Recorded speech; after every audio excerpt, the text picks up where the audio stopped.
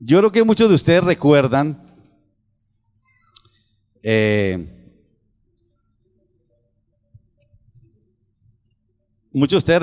por ahí hay unos,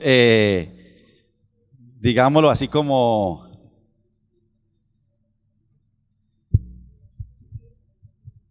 algunos, digamos, chistes o historias de qué sucedería si de pronto se nos aparece un genio y nos dice: te voy a conceder un deseo. ¿Se acuerdan?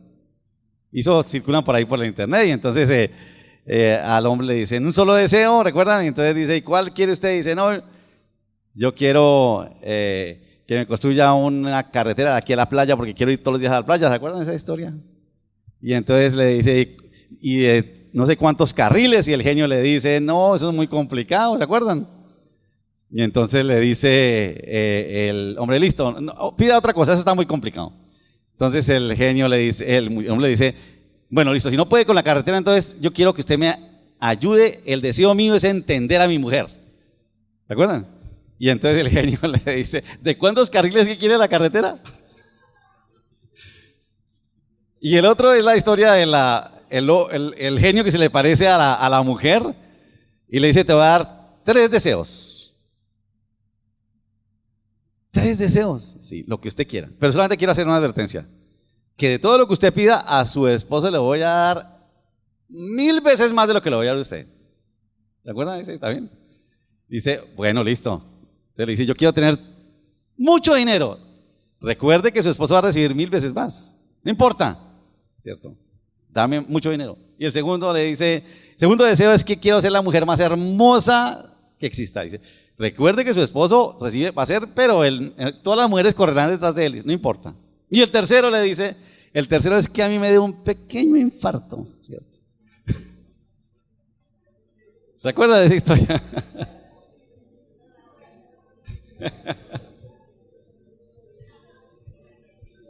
Eso tiene que ver con lo que quiero que compartamos hoy, ¿no? Que compartamos hoy, ¿no? Yo no sé qué le pediría a usted al genio si se le aparece por ahí, ¿no? Pero pongámonos más bien en tónica de lo que vamos a leer. Imaginémonos que un día, cualquier día, usted se encuentra con Jesús en persona. Y el Señor le dice: quiero hacer algo por ti. Lo que sea. ¿Qué quieres que yo te haga? ¿Qué le diríamos al Señor? ¿Qué le diríamos al Señor? No es el genio ya, es el Señor. Si que realmente nos encontrábamos con Jesús y Él nos dijera: ¿qué quieres que te haga? ¿Qué quieres? Estoy dispuesto a darte lo que sea, dime qué quieres que te haga. ¿Qué le diríamos? A ver, ayúdenme ustedes. ¿Qué le diríamos? Como que empezamos a pensar mucho, ¿no? ¿Qué le diríamos al Señor que nos hiciera, que nos diera? Salud, que nos diera salud, diríamos algunos. Muy bien. Perdón, creatividad, dijeron por allá. Muy bien. Tranquilidad, ok. Muy bien. Felicidad, muy bien, también. Sabiduría, como Salomón, bien, Franklin, vamos bien. ¿Qué más? Gozo, muy bien. ¿Qué más le pediríamos al Señor? No, ya es la única oportunidad. Bueno, seguramente habríamos oportunidades, pero esta sería una única, pues, así como, ¿qué más quisiéramos nosotros, no? Permítanme ayudarles un poquito, porque yo los vi como muy tímidos en esto. Algunos dijeron algunas de las cosas que tengo aquí. Algunos diríamos: Señor, yo quiero tener bienestar, ¿cierto? Como empezamos esta mañana el tiempo de alabanza. Bienestar, claro, eso es muy general, ¿no? Pero bueno, el bienestar en todo, ¿no? Éxito, ¿cuántos quisieran tener éxito? No, pues lo que todo el mundo anhela en todo: éxito en profesional, laboral, familiar, bueno. Alguien dijo que le pediríamos salud, le pediríamos por la familia, seguramente, por el matrimonio, dirían otros. Otros dirían: Señor, yo quisiera ser famoso. ¿No les parece que alguno diría: yo quisiera ser como famoso? Seguramente, ¿no? Ahora, tengamos en cuenta esto, que lo que le pidamos al Señor, lo que nosotros le pidamos al Señor, reflejará no solamente nuestras prioridades, ¿cierto? Porque yo le pediría ahí lo que es prioridad para mí, ¿cierto? Mi salud, mi bienestar, el gozo, la tranquilidad, la economía, no sé. Pero de lo que nosotros le pedimos al Señor refleja muchísimo de nuestras prioridades, pero no solamente nuestras prioridades. También lo que le pedimos al Señor será el reflejo de la fe que tenemos. Reflejará muchísimo qué clase de fe, qué tipo de fe, qué abundancia de fe, como lo queramos llamar, ¿no? Y también de lo que le pidamos al Señor sería el reflejo de la imagen que tenemos de Él. Eso dejaría muchísimo, dejaría muy claro saber cómo es que lo consideramos, quién es Él para nosotros, ¿no? Seguramente algunas de nuestras peticiones estarían orientadas a obtener cosas idealistas, ¿no? Yo pensé que algunos iban a decir, pero ninguno dijo Señor, yo te pediría por la paz del mundo, ¿no diría alguno de eso? Señor, que haya paz para el mundo, ¿no? Por lo menos uno ve en las redes que eso piden paz. Otros dirían, Señor, yo te pediría igualdad para todos, ¿no dirían algunos? Y eso escriben en prosa por igualdad y reclaman hasta nosotros los cristianos, ¿no? Y algunos dirían, Señor, yo quiero que haya igualdad, que no haya más pobres ni más ricos, que haya igualdad para todos. No, mejor dicho, que igualdad por arriba, no por pobreza, sino por riqueza para todos. Diríamos algunos, ¿no? Que se acabe la pobreza, Señor. Algunos más osados pediríamos cosas personales, ¿no? Diríamos, Señor, la verdad es que yo con este genio no puedo, Señor. Tú sabes, ayúdame con este genio, ¿no? Pero sin duda, como pasó aquí, nos tomaríamos el tiempo suficiente para que nuestra petición no reflejara el pecadillo de egoísmo que hay en nosotros, ¿cierto? Por eso algunos dijeron, no, un momentico, déjeme pensarlo. La ambición quizás, el individualismo y cuántas cosas más, ¿no? Ahora, si ustedes notan, nuestras peticiones dicen mucho de lo que hay en el corazón y cuál es nuestra fe. Seguramente nos cuidaríamos de pedir cosas que dieran la impresión de que somos materialistas o interesados en nosotros mismos. Dirán, un momentico, que no se me note pues el egoísmo, ¿no? Por lo menos maquillémoslo. No pediríamos ni poder, seguramente, tampoco fama, porque eso es como muy mundano, dirían algunos, como diríamos, como muy light, como banal, ¿cierto? Diríamos, no, tampoco. Tampoco pediríamos reconocimiento, riqueza o grandeza, más bien como dijo Franklin, pues algo, y de pronto nos va como a Salomón, pidamos sabiduría y que el Señor me añada pues la riqueza. Hoy quiero que estudiemos la paradoja que encierra en la Biblia el anhelo, noten esto, el anhelo que todos debemos tener por la grandeza. Eso puede sonar raro, ¿no? Yo no sé cuánto, si el Señor se le aparece, yo quiero, Señor, ser grande. Ahora, aún pidiendo equivocadamente, déjenme decirles que el Señor escucha esa petición. Vamos a ver entonces lo que encierra esa paradoja de el anhelo, y permítanme tener la palabra, la ambición que debíamos tener por la grandeza que de alguna manera todos queremos tener. Y hay un texto conocidísimo para ustedes que me impactó muchísimo, otra vez que lo leí, lo reflexioné toda esta semana y me impactó en Marcos, capítulo 10. También está en Mateo 20, pero vamos a dejarnos guiar por Marcos, capítulo 10, versículo 35 hasta el 45. Dice el Evangelio según San Marcos así. Entonces Jacobo y Juan, hijos de Zebedeo, se le acercaron diciendo, Maestro. En Mateo dice que se acercó fue la mamá de ellos, no ellos, sino la mamá de ellos, ¿no? No sé cómo lo vio cada uno, pero bueno. Maestro, querríamos que nos hagas lo que te pidiéramos. Como que de una vez los chantajean, Señor, ¿tú nos darías lo que te pidiéramos? Y como que esencialista, a ver, háganle, ¿qué es lo que quieren? Y él les dijo, ¿qué quieren que os haga? Por eso les pregunté, si el Señor le aparecía y le dijera, ¿qué quieres que te haga? Y que el Señor dijera, ¿qué quieres que te haga? ¿Qué esperas que te haga? Ellos le dijeron, y noten esto, concédenos que en tu gloria, Mateo dice que en tu reino, nos sentemos el uno a tu derecha y el otro a tu izquierda. ¿Qué tal que si no tienes la oportunidad, ¿qué quieres que te dé? Pídeme lo que sea. Hoy estoy pues generoso, ¿qué quieres tú? Señor, yo quiero que tú me dejes sentar en tu reino a tu derecha y pues a otro, si es mi hermano, a la izquierda. Entonces Jesús les dijo, ¿no sabéis lo que pedís? ¿Podéis beber del vaso que yo bebo? ¿O ser bautizados con el bautismo con que yo soy bautizado? Y ellos le dijeron, podemos, dijeron, Señor, eso podemos, eso délo por descontado, podemos. Por eso no se preocupe. porque parecía que fuera como una condición, no dice, no podemos. Jesús entonces les dijo, a la verdad, del vaso que yo bebo beberéis, y con el bautismo con que yo soy bautizado seréis bautizados. Pero el sentaros a mi derecha y a mi izquierda no es mío darlo, sino a aquellos para quienes está preparado. Y aquí viene lo curioso, ¿no? Cuando los otros 10 los oyeron, comenzaron a enojarse contra Jacobo y contra Juan. Mas Jesús, llamándolos, les dijo, ¿sabéis que los que son tenidos por gobernantes de las naciones se enseñorean de ellas? Y sus grandes ejercen sobre ellas potestad. Pero no será así entre vosotros. Y noten esta expresión, sino que el que quiera hacerse grande, ustedes notan ahí que el Señor está diciendo, ninguno quiera ser grande. No está diciendo eso. ¿Qué está diciendo? El que quiera hacerse, eso quiere decir que hay una posibilidad de ser grande, ¿cierto? El que quiera hacerse grande entre vosotros será vuestro servidor.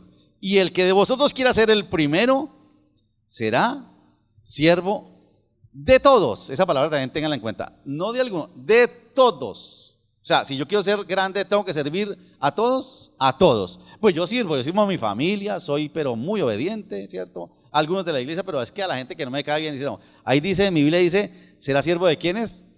De todos, hasta los que nos caen gordos.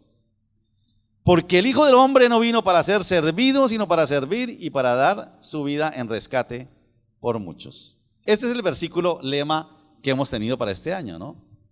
El Hijo del Hombre no vino para ser servido, sino para servir. Y como estamos a mitad de año, quería como retomar para que no se nos olvide esto. Oremos. Señor, gracias por tu palabra. Ilumínanos esta mañana y enséñanos, Señor, lo que tú tienes para nosotros. Gracias por bendecirnos, por la oportunidad que nos das de estudiarla. Abre nuestro corazón y nuestra mente. Te pedimos en el nombre de Jesús. Amén. Es muy curioso porque si usted, este libro lo estudiamos hace como unos 4 años, todito lo estudiamos y estuve repasando algunas cosas que dice. Si usted lee en todo el contexto, desde el versículo, capítulo 9 quizás, dice que Jesús va por el camino y la palabra camino ahí es clave, ¿no? Jesús va por el camino y va con sus discípulos y en ese caminar suceden muchas cosas, ¿no? Ahora uno pregunta, ¿por qué es tan importante el caminar? Porque es ahí donde uno conoce a las personas. Uno ve cómo actúan, cómo obran, cómo se equivocan. Y el privilegio que tenían los 12 de caminar con Jesús todos los días y verlo, lo que hacía, cómo lo hacía, lo que decía, les digo, es una maravilla. Estaba recordando cuando a mí me invitó el pastor a que fuera pastor, todavía no era pastor, pero por lo menos a servir. Yo ya estaba comprometido con la iglesia y yo me acuerdo que una cosa que me propuse fue mirarlo todo el tiempo a ver cómo hacía, qué decía, cómo hacía para poder aprender lo que él hacía.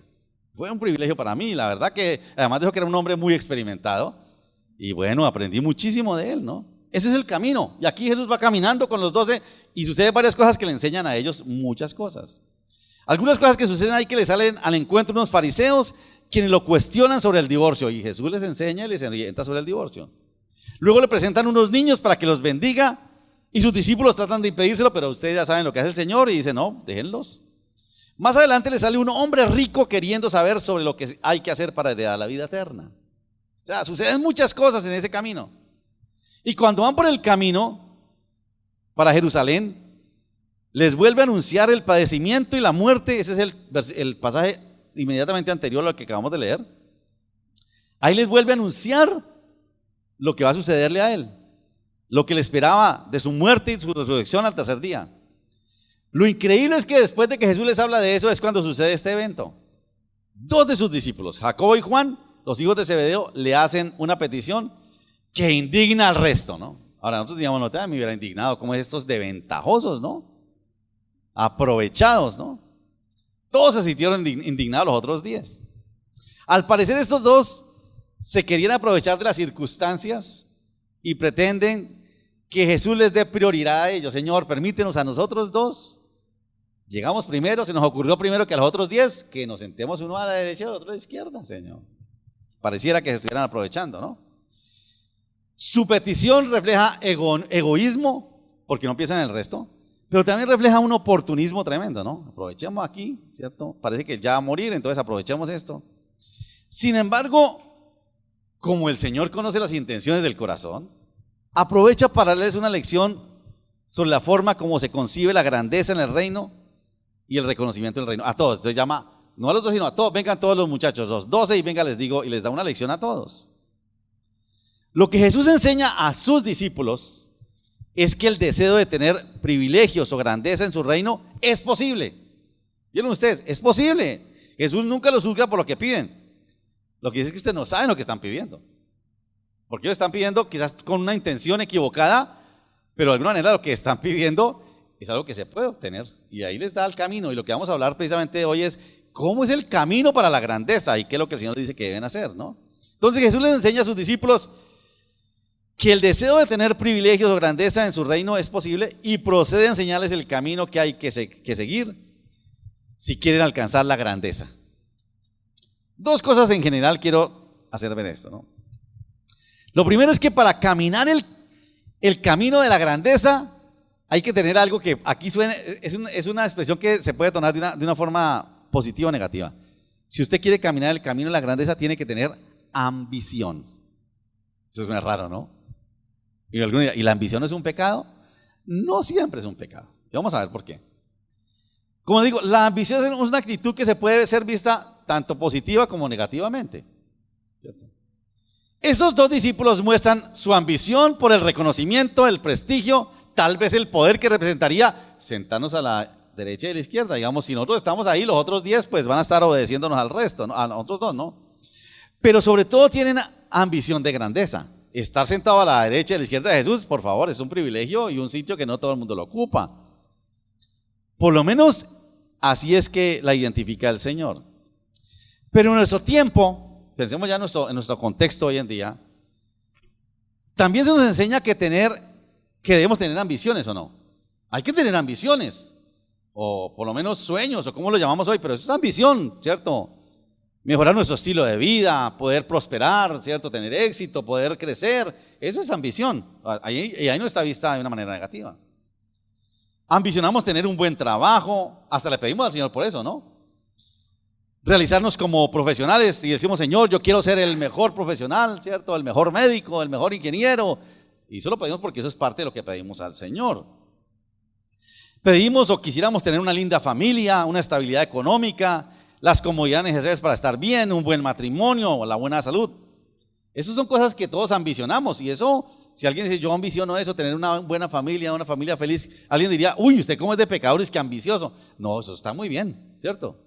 Eso dirían, está muy bien lo que tú quieres. La ambición vista desde esa óptica es considerada como positiva, ya que esa ambición es la que de alguna manera nos mueve a lograr lo que queremos lograr, ¿cierto? Hasta ahí vamos bien, ¿no?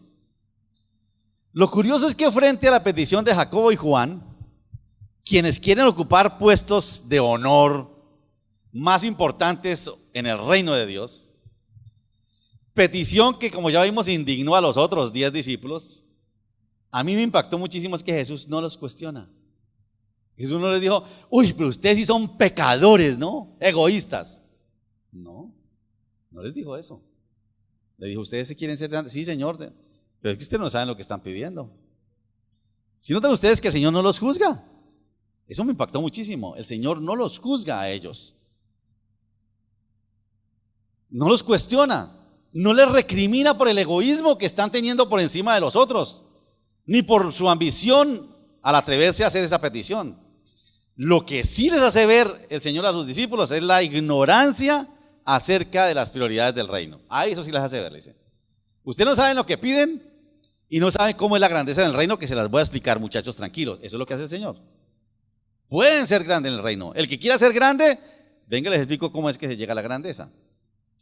Tampoco los juzga por su prepotencia e ignorancia al apresurarse a decir que ellos podían beber del vaso que él bebería y ser bautizados con el bautismo que él sería bautizado. Ellos ni sabían qué era eso. Pero Jesús seguro que sí sabía lo que le iban a pedir. Señor, queremos que nos hagas un favor. ¿Ustedes creen que el Señor no sabía ya? Claro que sabía, ¿cierto? Él ya sabía lo que le iban a pedir. Incluso hacía poco los había pillado a todos, incluidos los otros 10, hablando de lo mismo. Si usted ve de la página de su Biblia una vueltica, y es lo que dice el capítulo 9, versículos 33 y 34. Y llegó a Capernaum y cuando estuvo en casa les preguntó, ¿qué disputabais entre vosotros en el camino? Mas ellos callaron, porque en el camino habían disputado entre sí, ¿quién sería el mayor de ellos? Ellos ya venían, los 12 venían ahí, pero este par se les adelantó los otros 10. Dios, no, esto aquí hay que aprovechar la oportunidad. El Señor ya sabía lo que le iban a pedir, ya sabía que estaban pensando en eso, no solo los 2, sino los 12, todos, ¿no? Pero sí algo que hay que abonarle a Jacobo y Juan, es algo muy importante, es su ambición. Ustedes dirán, pero tan raro eso, ¿no? Sí. Si hay algo, y a mí me parece que en el fondo el Señor les abona eso, es la ambición. Ellos piden mal, porque son ignorantes, porque no saben lo que están pidiendo y lo que va a pasar para que puedan de pronto recibir eso. Pero lo que piden no es cualquier cosa. Jesús les ha venido hablando de su muerte y su resurrección, pero ellos no lo entienden, hasta aquí no lo han entendido. Incluso en el capítulo 8 atrás, ustedes pueden buscar en el versículo 32, Pedro se atrevió a decirle, Señor, vean un momentico, no hable más de eso, venga acá. ¿Cómo se le ocurre hablar que usted va a morir y va a resucitar, por favor? Eso no se dice. Lo reconvino. Y ha venido anunciándoles eso. Y Pedro lo reconviene para que no siga hablando de eso. La petición de Jacobo y Juan, me parece a mí, deja ver que al parecer ellos han entendido más que los otros. ¿Se acuerdan ustedes cuando estudiábamos aquel texto de María, la que ungió al Señor? Y todo el mundo se puso mal porque cómo gastó ese perfume tan caro. Y el Señor dice, déjenla porque ella esto lo guardó para mi sepultura, pero lo está haciendo ahora. ¿Qué fue lo que vio María que el resto no vio? Los otros dijeron, ay, pobrecitos los pobres, denle ese, véntalo y déselo a los pobres. Y María dijo, no, esto es preparado para la... Ella entendió, Jesús venía anunciando que iba a morir y resucitar. ¿Y qué hace ella? Lo unge antes de morir. Algo vio María que no vieron los otros. Algo vieron Jacobo y Juan que el resto no vieron. Dijeron, bueno, si así es la cosa, nosotros queremos que el Señor tome el poder, quite al César, al emperador. No, Él va a morir. Y si va a morir, ¿qué hacemos? Bueno, pues nos vamos con Él. Y si nos vamos con Él, que se siente uno a la derecha o a la izquierda. Ellos piden mal porque son ignorantes, pero lo que piden no es cualquier cosa, dijimos ahora. Lo que piden es sentarse a la izquierda y a la derecha de Jesús en su reino. ¿Y ustedes notan esto? Ellos no pidieron por una buena familia, por salud, por éxito, por felicidad, por gozo, por nada. El sentarse a la derecha y a la izquierda de Jesús en su reino es un asunto que espiritual. ¿Cuántas veces usted le pide al Señor con ambición? Yo quiero, Señor, tener el carácter tuyo. Porque ustedes se dan cuenta que lo que pedimos nosotros, la verdad, deja muchísimo que desear, ¿no? Jacobo y Juan piden algo espiritual. No piden absolutamente nada para su vida aquí en la tierra. Señor, cámbiame el carrito, ayúdame con las deudas, Señor. Quítame este dolorcito, ¿cierto? Nada de eso piden. Señor, si tú vas, como has anunciado, a morir y a resucitar para reinar, bueno, listo, entonces danos ese privilegio a nosotros dos. Otra vez, piden mal en ignorancia, pero lo que piden es ambicioso, ¿no? A esos dos discípulos se les abona que piden a Jesús con ambición, piden cosas espirituales. Y aquí me parece que nosotros debemos preguntarnos, cada uno en particular, allá en su corazón, y si usted va a su casa y se pregunta, ¿qué ha pasado con nuestra ambición? ¿Qué le pide usted al Señor con ambición? ¿Qué le pide usted? ¿Qué le pedimos al Señor? Señor, cambia a mi mujer, Señor, tú sabes, estoy cansado, Señor. Cambia a mi marido, Señor. Pero pedirle que me cambie a mí, no, Señor, es ella, a mí no. Porque la verdad, como decía alguien, es que a Jesús nosotros lo hemos convertido en motivo de limosna. Vamos a Él por limosnas. Ya no pedimos para que suplan nuestras ambiciones, aunque estas estén equivocadas. Recuerden lo que dice el Sermón del Monte, Mateo 6:33, ¿cierto? Buscad primeramente el reino de Dios. Ellos están buscando el reino. Si tú das para tu reino, queremos ir a tu reino. Listo, Señor, vamos. Claro, eso todavía no saben todo lo que implica, pero quieren estar en el reino con Jesús. Y dice el Señor en Mateo, lo demás es ¿qué? Añadidura. Nosotros hemos convertido a Jesús en añadidura, en limosnas, en cosas pequeñas. Por eso me impactó esto. A esta gente se le abona que pidieron con ambición. Cosas espirituales. Piense usted, ¿qué cosas le ha pedido al Señor últimamente que sean espirituales de verdad? Porque nosotros nos limitamos a pedir, nuestra fe se ha convertido en algo muy, alguien decía muy devocional, ¿cierto? Y un libro que estaba leyendo decía que alguien decía, nosotros tenemos una fe que es muy buena en lo privado, pero en lo público nada que ver, cero. Y tiene que ver con esto, ¿no? Recuerde que lo que pedimos es el reflejo de nuestra espiritualidad. Eso es muy importante. Lo que usted pide es el reflejo de su espiritualidad. Ahora, yo quiero que, porque también uno dice, cuando uno ora, uno deja ver cómo es que está o qué tan maduro es, ¿no? Claro, algunos dirán, uy, no, pastor, yo no vuelvo a los ayunos ni a oración porque casi ni vengo y cuando vengo ya me van a descubrir cómo soy yo. Pero eso es la verdad. Una espiritualidad individualista, egocéntrica, que solo pide para satisfacer los deseos terrenales, como si Jesús hubiera muerto en la cruz para que viviéramos felices en esta vida.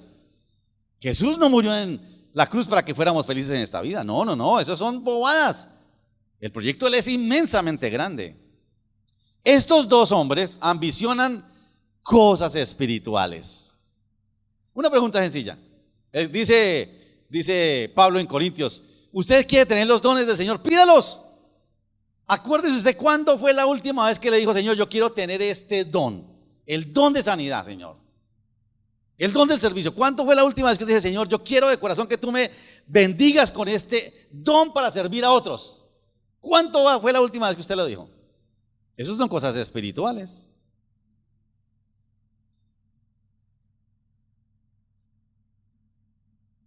Estos dos hombres ambicionan cosas espirituales. No saben lo que implica la petición, pero Jesús se encargará de mostrarles cómo llegar a lo que quieren. Él no le dice que se van a sentar a su derecha y izquierda, pero le dice, pero pueden ser grandes. Hay esa posibilidad.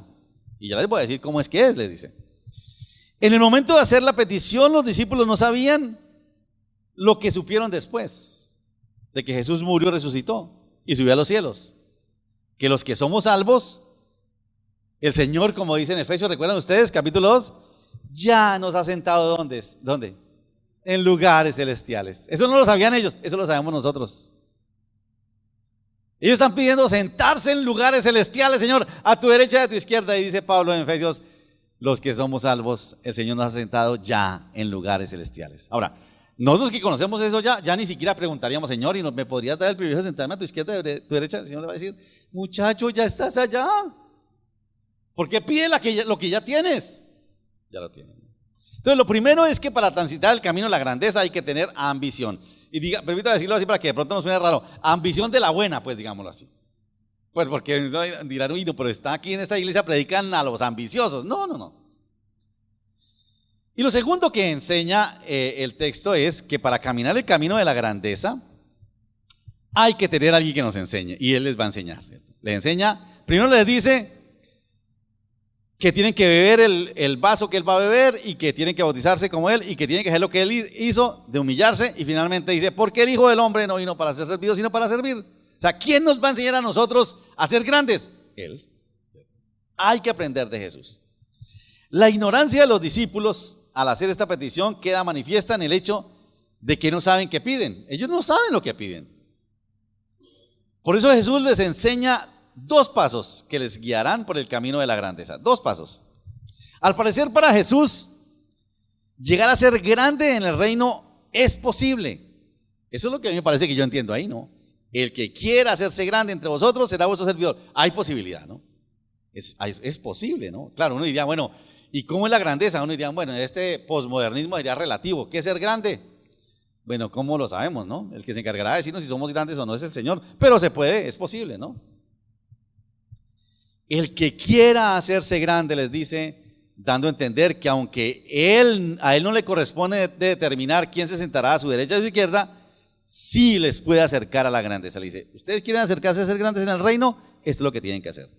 El primer paso, le dice, para transitar el camino de la grandeza es el paso del sacrificio.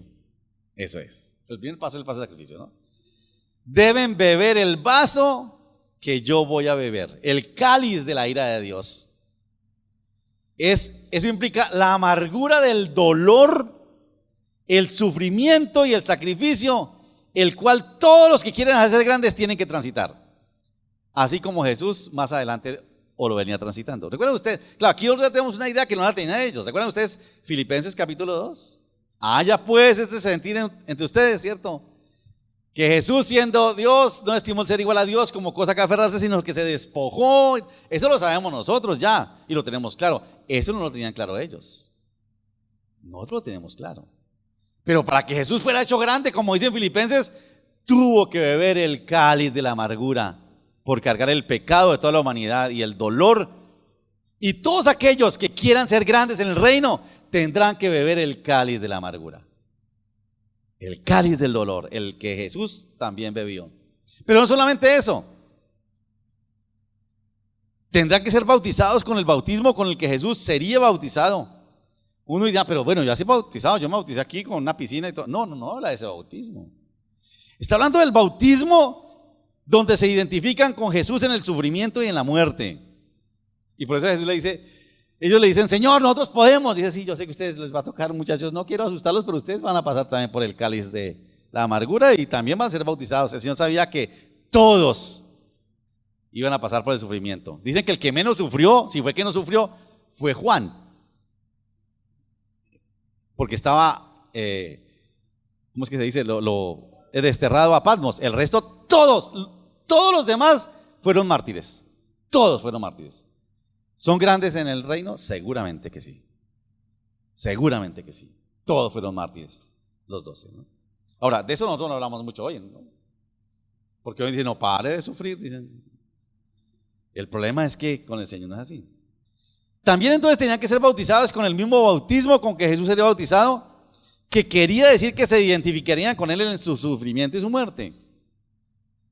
Por eso, ante la prepotencia de estos dos, de afirmar que podemos, Señor, beber del mismo vaso y ser bautizados con el mismo bautismo, sin entender lo que eso implica, Jesús, que ya sabía lo que sus verdaderos discípulos tendrían que pasar, en vez de reconvenirnos, le dice, sí, Señor, ustedes van a pasar por eso. Ellos, entonces, ni siquiera le preguntaron, ¿y cómo es eso, Señor? No le preguntaron, dijeron, no, nosotros podemos, eso está hecho. Ellos lo conocerían más adelante. Al morir en la cruz, Jesús estaba pagando el precio por el pecado de toda la humanidad y sus verdaderos discípulos también tenían que pagar ese precio. Leí en alguna parte algo que mencioné esta semana en el grupo de los hombres, era Dios nunca nos pide nada que Él no haya hecho. Y Él le dice, ustedes van a pasar por el cáliz del sufrimiento y por el bautismo del dolor, de la muerte, porque Él mismo ya iba a pasar por eso. Él nunca nos pedirá. Y esto lo leí que me impactó muchísimo. La verdad, para mí fue una revelación. Dice, ¿por qué tenemos que pasar por eso? ¿Por qué los verdaderos discípulos que queremos ser grandes en el reino tenemos que sufrir? Partamos de un hecho que si usted predica eso afuera, la gente dice, no, hermano, usted me está hablando de un Dios que me va a sufrir. No, eso no vende, olvídese de eso. A mí hábleme de lo bueno. Pero el Señor es claro y les dice, ustedes van a sufrir. Van a sufrir. El sacrificio que no exige de aquellos que se benefician pagar un precio o un sacrificio similar, los está menospreciando, no los valora y no produce seguidores. Lo repito. El sacrificio que no exige de aquellos que se benefician pagar un precio o un sacrificio similar, los está menospreciando, no los valora y no produce seguidores. Les voy a poner un ejemplo que estuve meditando esta mañana. ¿Cómo lo hizo esto? Cuando usted ayuda a alguien en la calle, que nos dice siempre, ¿cuál es el principio ahí? Que no solamente el pescado, sino que sea pescado. Pero usted lo ve tan vulnerable que usted siempre le da el pescado y le da la ayuda y le da la ayuda y le dice, yo tengo que seguirle dando a usted porque usted no es capaz de hacer nada, usted es un inútil. Pero cuando usted le da el pescado y le dice, no, yo creo que usted se esfuerce y haga algo más, pague un precio por ganarse eso, por lo menos. Ocurren varias cosas. Lo está dignificando, lo está haciendo partícipe y lo más importante, lo está comprometiendo. Está siendo gente comprometida. Pero cuando usted le da todo y le da todo y le da todo, sencillamente nunca se va a comprometer, ¿no? Creo que fue Astrid la que nos contó que un día la empleada en la casa, no sé si era nuevo o no, y la llevó a hacer el aseo y eso botaba agua sin lástima, ¿no? Y le dice, muchacha, ¿pero por qué gasta tanta agua? Y le dice, no, a usted no le vale, le dice la muchacha, a mí no me vale, a mí no me cobran. Si notan, un sacrificio, una compasión por alguien, a quien no se le demanda un sacrificio pequeño, no produce compromiso, tampoco lo está, tú lo sigues menospreciando y no lo dignificas. Yo pensaba, ¿por qué? Porque algunos me preguntan, ¿por qué es que tenemos los cristianos que sufrir? ¿Por qué es que el Señor me pide a mí que dé la 10ª parte? ¿Ustedes creen que el Señor necesita la 10ª parte? Claro que no necesita. Simplemente está diciendo, es que yo quiero que tú también participes. Yo quiero dignificarte a ti.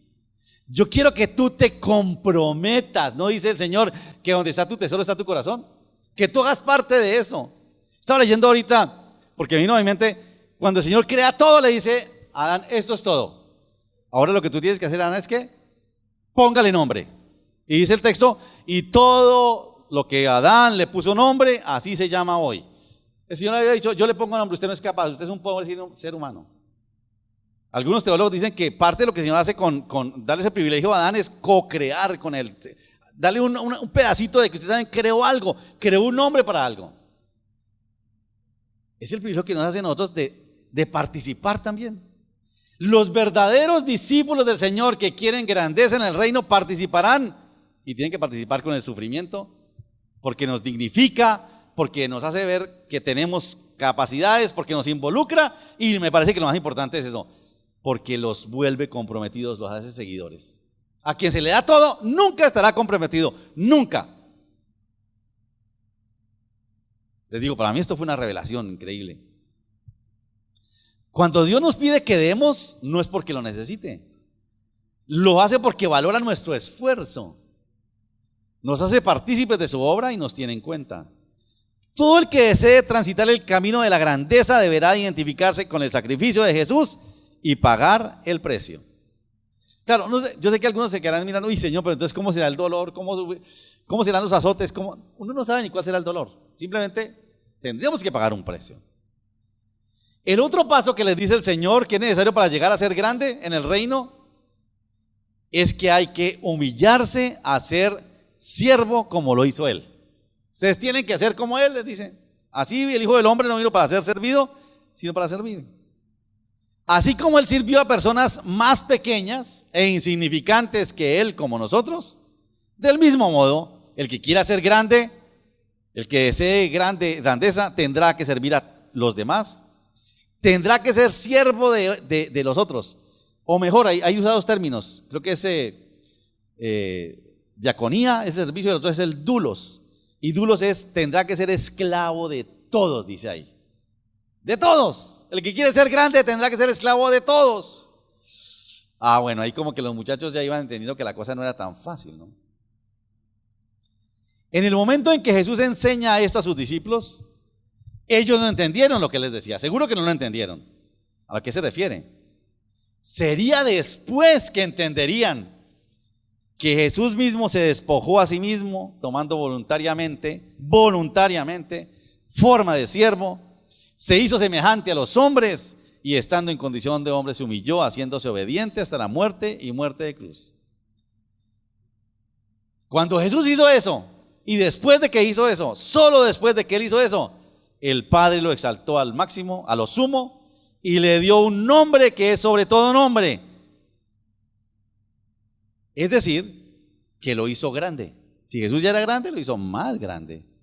Al punto que delante de Él se doblará toda rodilla y todo lo que existe reconocerá que Él es el Señor. Ese es el camino de la grandeza. Por eso ustedes notan, es toda una paradoja, ¿no? Porque ellos piden, aparentemente piden mal, pero piden bien. Esa es parte de la paradoja, ¿no? Piden algo bueno, ¿no? Si alguien ambiciona ser grande en el reino de Dios y no entiende todo lo que implica, sencillamente debe detenerse y poner sus ojos en Jesús y hacer todo lo que Él hizo. Es lo que dice ahí, ¿no? Porque el Hijo del Hombre no vino a ser servido, sino para servir. Solo así aprenderá a hacer lo que le acercará a la grandeza en el reino. Es mirando a Jesús y haciendo lo que Él hizo. Terminemos con esta reflexión pequeña. Aquello que ambicionamos en nuestra vida, aquello por lo que nos acercamos a Jesús para pedirle, recuerden, lo hablamos ya, es algo que quizás no nos lleva por el camino de la grandeza. O como decía ahora, una expresión fuerte, ¿no? O nos hemos limitado a llegar a Jesús para pedir limosnas. Nosotros somos, el cristianismo nuestro de Occidente, de último, es un cristianismo de limosnas, la verdad. Aquello que ambicionamos es algo que nos acerca a Dios. Aquello que pedimos a Dios es el reflejo de nuestra fe y de nuestra espiritualidad. Eso es muy importante. Un verdadero discípulo de Jesús siempre ambiciona la grandeza en el reino y para ello se identifica con él en su entrega, en su sacrificio, en su sufrimiento y en su actitud diligente en servicio. Y vuelvo a hacer la expresión que dice que en el servicio, ¿a quiénes? A todos. A todos. Y en la Biblia cuando dice todos es todos. Preguntémonos para terminar. ¿Cómo estamos sirviendo a otros? ¿Usted está sirviendo a otros? ¿A quiénes? ¿A todos? ¿Cómo podemos servir a otros? Recuerden que hace 8 hablamos de los misterios, somos administradores de los misterios de Dios. ¿Cómo está usando los misterios de Dios usted? Eso que se nos ha enseñado, el misterio de la oración, del poder de la oración, ¿se acuerdan? El misterio de la gracia, de la palabra, ¿cierto? Que es penetrante, eso lo sabemos, son misterios que para nosotros fueron revelados y que nos ha hecho administradores de ellos. ¿Cómo los estamos administrando nosotros? La comunidad. ¿Cómo usted le dice a la gente ese misterio de reunirse cada 8 días con personas que a veces ni me gustan, ni me quitan, ni me ponen, pero yo sé que es un misterio estar ahí? Recuerden, me gustó mucho esto, es en el camino, cuando todos caminamos, que aprendemos del Señor. Eso es un misterio, ¿no? Porque yo diría, no, pero a mí me gusta ir de gente que me aporte algo, porque es que esta gente la encuentro, la verdad, como que, claro, uno le diría a alguien así, la verdad, si usted no tiene, si nada le aportamos, quédese por favor, porque usted nos puede aportar muchísimo, ¿o no? Claro que sí. ¿Cómo podemos servir a otros? Y otra pregunta es, ¿qué vamos a hacer para servir a otros? Si queremos transitar el camino de la grandeza, ¿qué vamos a hacer para servir a otros? Eso es lo que el Señor enseña ahí, ¿no? Y ahí después de ese texto sigue hablando del camino, y caminaba Jesús, y lo vuelve a repetir, y caminaba. Más adelante se encuentra en el mismo camino con Bartimeo, le sana a Bartimeo, y dice que Bartimeo, cuando recobró la vista, no se fue feliz, no, dice, cuando recibió la vista, dice, le seguía en el camino. ¿Para qué fue sano Bartimeo? Para seguir a Jesús en el camino. Para eso es que el Señor nos llama. ¿Qué tal si oramos? Incline su rostro un momento y en esta oportunidad que nos da el Señor de participar de la Santa Cena precisamente, no le vamos a pedir pues que nos lleve al dolor, pero que nos guarde cuando nos toque, porque seguramente nos va a tocar.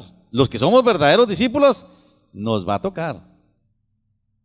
Porque es la dignidad que el Señor le da a aquellos a quienes Él ha escogido. Tome unos segundos ahí, incline su rostro y dele gracias al Señor.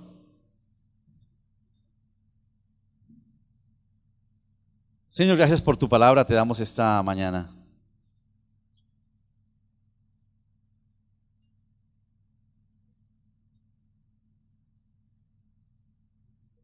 Quizás como Juan y como Jacobo,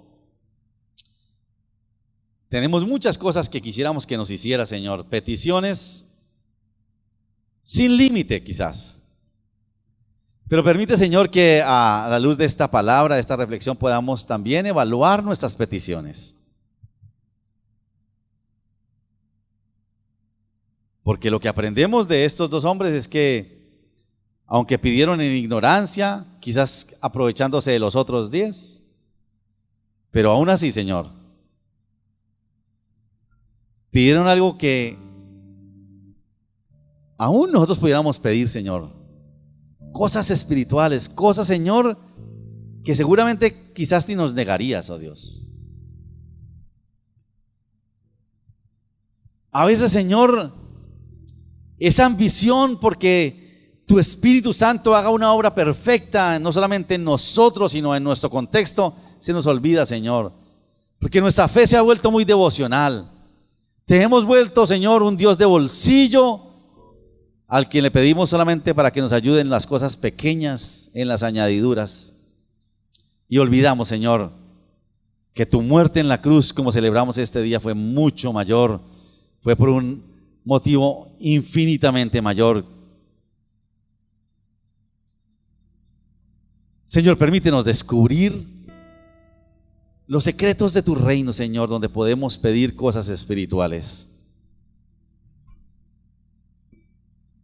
Señor, y ayúdanos, los que quizás nos hemos propuesto transitar ese camino de la grandeza, a enfrentar el precio que tenemos que pagar también. No sabemos ni cómo será, ni cuándo será, ni dónde será, ni de qué manera será. Pero cuando tengamos que pasar por el sufrimiento, cuando tengamos que identificarnos, Señor, contigo, que también podamos administrarlo bien, Señor. Señor, ayúdanos. Y Señor, sobre todo como hemos pedido este año, como nos hemos propuesto, crecer en servicio. Servirte a ti, Señor. Y servirte a ti es servir a todos. Señor, háblanos a cada uno en particular y muéstranos, Señor, de qué manera podemos servir a otros. Muévenos, Señor. Llévanos a servir a otros, Señor. Hay tanta gente necesitada, Señor, que con solo una oración nuestra, Señor, les acercaría a ti. Pero a veces nosotros nos negamos a eso. Nosotros conocemos el misterio de la oración, el poder de orarte a ti, como leíamos en Job. Y a veces lo guardamos para nosotros nomás. Y hay tanta gente, Señor, que anhelaría que nosotros, que somos administradores del misterio de la oración, lo administráramos como debe ser. Aún, Señor, los que sufren el misterio, los que viven el misterio del sufrimiento, enséñale, Señor, a administrarlo para bendecir a otros, para edificar a otros, Señor. Padre, gracias por tu palabra. Señor, y gracias por recordarnos que nuestra vida debe estar enfocada en ti, Señor, como decir tu palabra, puesto los ojos en Jesús, porque así aprenderemos, Señor, a ser grandes. No que anhelemos, pues, que nos des un nombre como el que tú recibiste, Señor, pero, Señor, que podamos servirte como tú quieres que te sirvamos. Y gracias, Señor, porque tenemos la certeza de que estamos sentados en lugares celestiales. Qué bueno, Señor, qué gozo es.